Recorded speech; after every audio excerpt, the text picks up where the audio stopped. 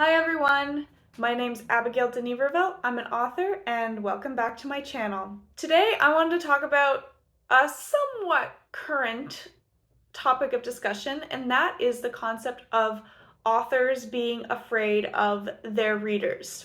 Every now and again, this type of conversation does pop up about how authors seem to kind of write defensively in order to avoid any potential criticism. I saw two posts somewhat recently that really got me thinking about this again. It's got me thinking about my two books that are going to be coming out on April 15th, 2026. Shameless plug. I have dealt with this issue with both of these books now that I think about it some more. So the books in question are my first novel, I Knew Him, and the companion novel, Be True. I wrote I Knew Him back in 2009, that was the first draft, and it was published in 2019. Be True, I wrote around 2022-ish, 2021, and it's going to be published this year in 2026. It went through a ton of revisions, and it's very different from what it used to be. But what it used to be was a manuscript that was definitely scared of the reader. Let's start off by first looking at these posts. Hey, so actually we're just going to look at one post because the second post was quite lengthy and I didn't really have much to add or relate it back to the main topic like I did with the first post, so we're just looking at one today. So this one was published on February 20th, and I just have my computer right here, that's why I'm the original poster, their name is Beefed, maybe? Beefed? Bitch moment. Obviously this is subjective, but a lot of modern queer lit, especially YA, has this specific tone that I find really grating. I want to call it smug, but that's not exactly it. It's more like that sense that the author is utterly convinced of the correctness of their own worldview and expects everyone else to agree with them on principle. Then they add two polls on this, by the way. The author is scared of me, or the author wants me dead. Author is scared of me. Terrified of ambiguity, uses excruciatingly precise language to avoid being misinterpreted, treats diversity as a box-ticking exercise, bends over backwards to explain itself when literally no one asked. All morally gray actions have to be immediately justified and resolved. Author wants me dead. Protagonist is unfailingly righteous and good. Antagonist is irredeemably evil strawman. Narrative refuses to make space for opinions, experiences that don't specifically match up with the author's perspective. Lots of teachable moments where an ignorant character is kindly shown the error of their ways by a wiser, more enlightened character. Another blog adds, this blog is called Headspace Hotel. They add, there is a specific reason in this case, and it's because about 5 years ago, the YA writing community had super toxic moral scrupulosity problems and was full of harassment and accusations of an author being problematic, which resulted in things like books getting pulled before they were even released. I was there for that. I remember that. Every saga that went down, every misinterpretation, I was there. And a lot of the times it would be that the advanced reader copies of the book would come out, and one reviewer, who was a pretty prominent reviewer, would not like it. And everyone would just base their opinion off of that one review, even if they hadn't actually read the book.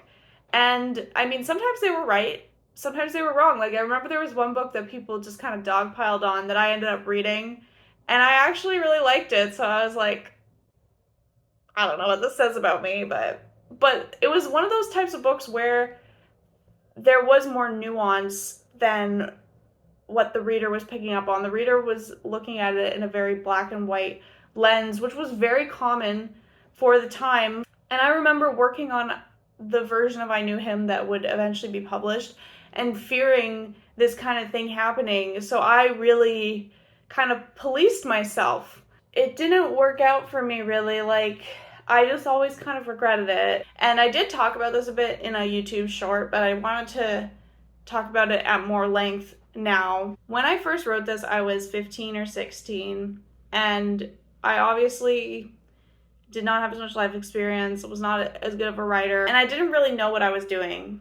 But one thing that I included in the original draft that did not make it into the final was a sex scene.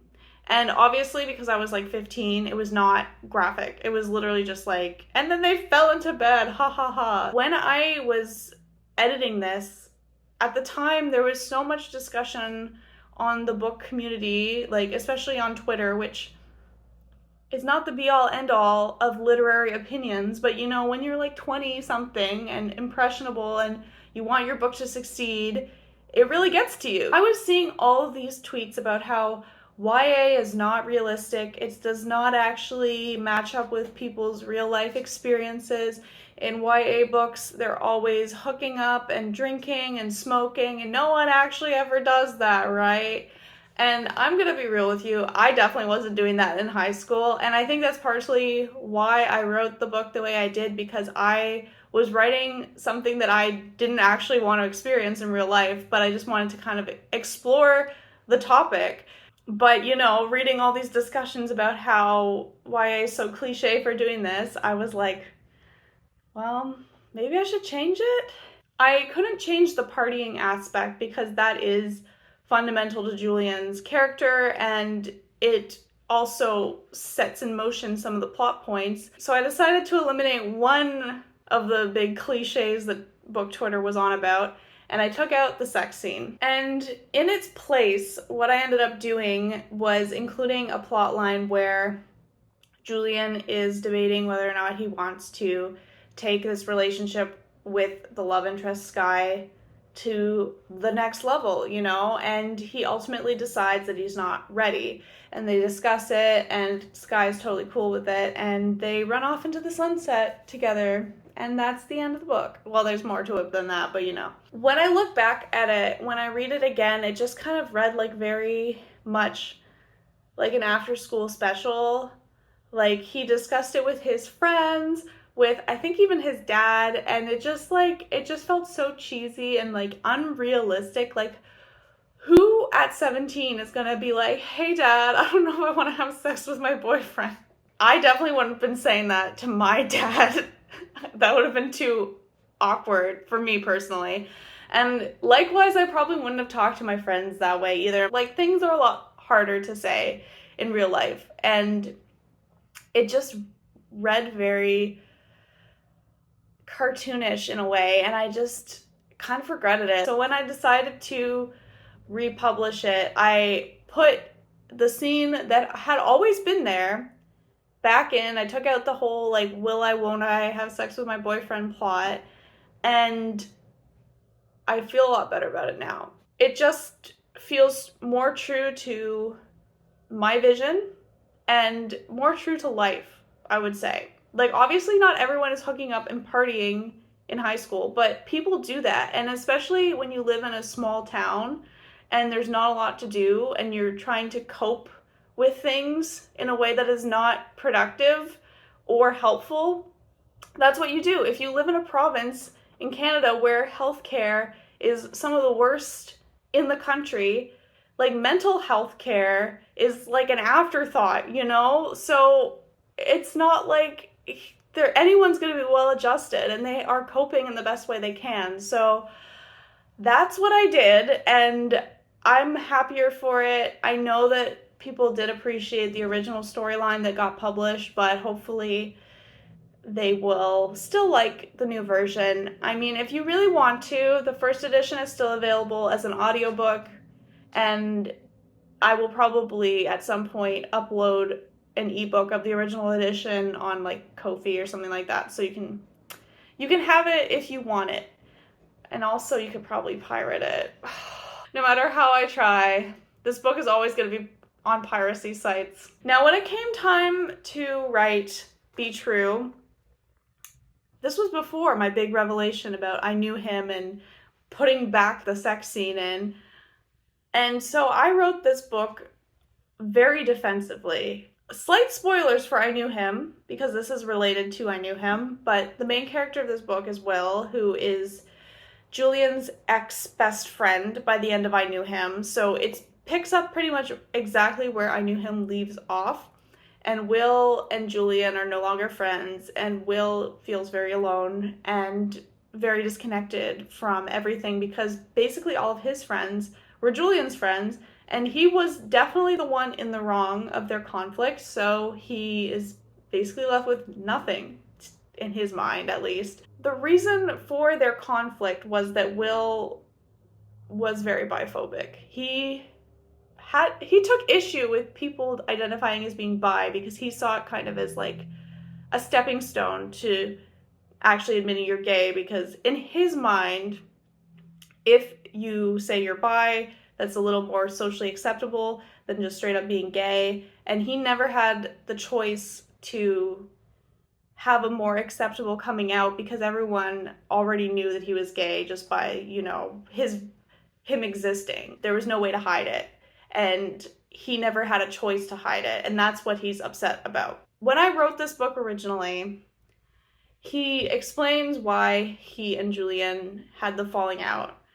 And then he basically says, but now I know that I was in the wrong and I shouldn't have done that, but I don't know how to fix it. Looking back, as I was editing it, it just felt so false. Like, why is this character having this big revelation? Like, literally 2 weeks after he and Julian have their big blow up, he's like, actually, you know what? I was wrong. Like, that's just not realistic. So I had to really get into his mindset and break down his feelings and why he was thinking the way that he was thinking and where this prejudice came from. And that was tough, honestly. Like, I really kind of didn't like him at some parts. Like, I was like, you're a freaking jerk. Oh my God. But the payoff, when he finally accepts that it's not his business and that it's not about him, it's just really rewarding. He's very unlikable at first, but I feel like the ending is a lot more satisfying because his journey to get to where he ends up is all on the page, and it's a lot more real that way. I'm still kind of scared at the same time. Like, I feel like people are going to take issue with some of the things that he thinks and says. Just because he's thinking and saying them as the main character doesn't mean that I, the author, am endorsing them. And obviously, when he reaches the end of the book and he's like, this is not my business, obviously, I'm trying to say, let go of your prejudices. But, with the way things are with this black and white thinking that seems to be occurring with book criticism, I am nervous about it. But I also have been around the block a few times. This is not my first rodeo, and I am ready to just accept whatever criticism is thrown at me. I also don't look at Goodreads reviews anymore. So I'm just going to be completely detached. I'm just going to release the book, and if you'd like it, great. If you don't, I won't know unless you're a freaking asshole and you tag me in something or email me. My email is public, so you could, but don't, please. I just feel a lot more at peace with what I have put out, that I'm okay with just accepting that not everyone's going to like it. There was another aspect about this book too that I know I am a bit nervous about. So in the book, the love interest, Jesse, he's a classmate of Will's and they were on the basketball team together, he's a smoker. And in the original story, there was a part where Will says, like, you need to quit smoking. And Jesse's like, yeah, I will, don't worry. And it just felt so forced. And again, like an after school special. So I ended up removing it. I don't really condone or praise the fact that he is smoking, but I know that that's also going to be contentious. But I'm willing to accept that, because if you look at the environment that Jesse is in, he has problems at home and he feels very trapped in his own situation. So smoking is his way of self-medicating. It's his way of relieving stress. Is that good? Obviously not. But It's very clear in the text. And Will, sometimes he'll say, like, oh, I hate the smell. I hate that he does it. But he doesn't go further than that. I'm not here to tell kids not to smoke. Like, they go through DARE, I'm assuming. At least if you're in North America, you go through DARE. You're told many times, don't smoke. If you read this book and you're like, hell yeah, that sounds like fun, that's kind of your own problem at this point. Like, I just need to write a compelling story. And that's what I am trying to do now. I think taking time away from writing and just trying to read more, it has helped me a lot. I also went through a period where I was having trouble reading novels for many reasons. I did start reading fan fiction. Not telling you what fandom, but I was reading fan fiction, and because it's not commercial, obviously, I feel like it kind of opened my eyes more towards discussing harder topics, because the author is free to just write whatever. Like, they just write it, post it, no one's going to tell them what to do. And it was interesting too, because sometimes I would be reading a fan fiction, and out of nowhere, the character would be like, just so you know, smoking is bad, or something. And it was just like, it just completely took me out. It helped me gain new perspective, and it helped me realize that I don't have to be perfect, and none of my characters do. And it's probably better if they're not. I recently have been reading a little more YA that was published like pre-2020, and the characters are a lot more messy. The situations are a lot more messy, and it just gave me a new perspective all over again. Like, yeah, it didn't always used to be this way. It wasn't always like the characters need to be the pinnacle of representation or moral righteousness. Like, it just made me realize, no, we need to have more stories where things are not so clear. I am taking my messy ass books, I'm putting them out in the world, and I'm not going to be afraid of what the reader has to say. I hope that these books will find its people, and people will relate to the characters and feel seen.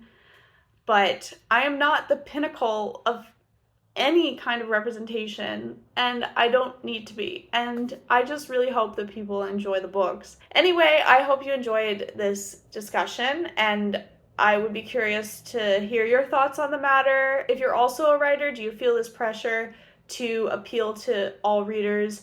Do you feel this pressure to kind of defend your own work? Or are you kind of like me and you're just saying, screw it, let's hope for the best? I'd love to know. Anyway, that's all for now. Thanks for watching. Bye.